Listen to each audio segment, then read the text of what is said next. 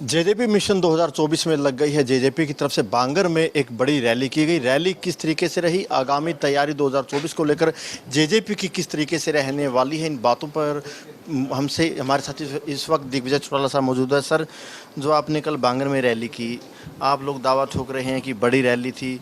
Rally में भीड़ को देखकर किस लिहाज से आप कह सकते हैं कि रैली कामयाब रही, और ख़ासतौर से बांगर के इलाके में, क्योंकि बांगर ने इस वक्त 2019 की अगर बात करें आपको काफ़ी कुछ दिया, उस लिहाज से कैसे देखते हैं भविष्य के लिहाज से?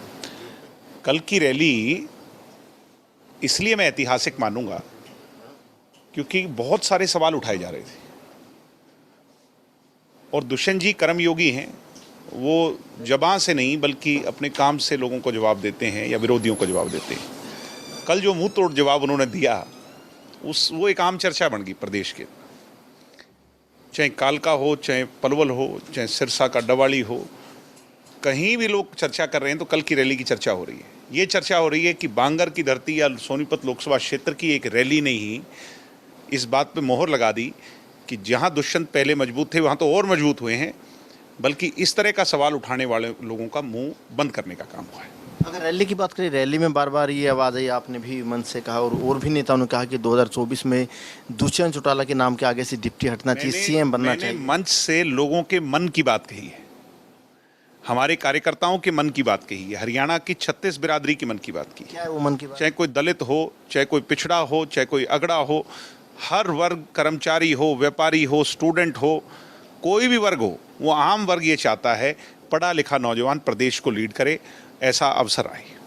इसके अलावा अगर बात करें, आप बार बार ये भी कह रहे थे कि जो हरियाणा में तो आप लोगों ने कहीं ना कहीं चाबी से सरकार का दरवाज़ा खोला, ये भी बार बार मन से कहा गया कि इस बार राजस्थान में भी जो दरवाज़ा है सरकार का वो जेजेपी की चाबी से खुलेगा, वहाँ पर कैसे खुलेगा? ऐसे एमएलएज हैं जो दोनों मेजर दल के नहीं है राजस्थान में, और हालात परिस्थितियां ऐसी, मैं कोई देखो भविष्यवाणी नहीं कर सकता, मगर हालात परिस्थितियां ऐसी हैं। अगर आज राजस्थान का भ्रमण करें तो आज वो जो 17-18 हैं उनकी संख्या 30 और 35 के बीच में रहने वाली है आने वाले समय में। इसलिए वहाँ पर जेजेपी के लिए बहुत फर्टाइल भूमि है। आपको याद होगा जनता दल में जब डॉक्टर अजय सिंह जी वहाँ सबसे पहले बने नौहर से और दातारामगढ़ से, तब 54 की संख्या थी एमएलएज की, और बीजेपी को हमने समर्थन दिया, बीजेपी के 51 थे। उसके बाद जब बने तब 9 आए, 2003 में जब लड़े तब जीत के आए। बीच में हालात परिस्थितियां ऐसी हो गई, आप जानते हैं, चौटाला साहब को और अजय सिंह जी को जेल हो गई।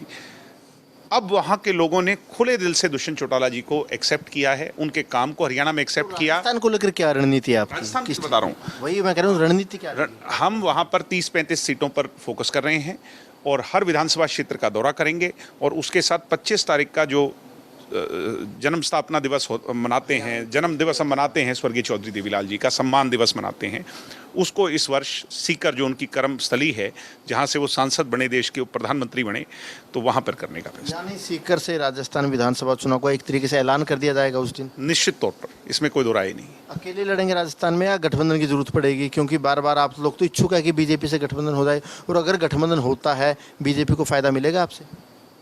देखिए, गठबंधन कभी भी किसी का होता है तो उससे दोनों को फायदा होता है, एक को फायदा नहीं होता, दोनों को फायदा होता है।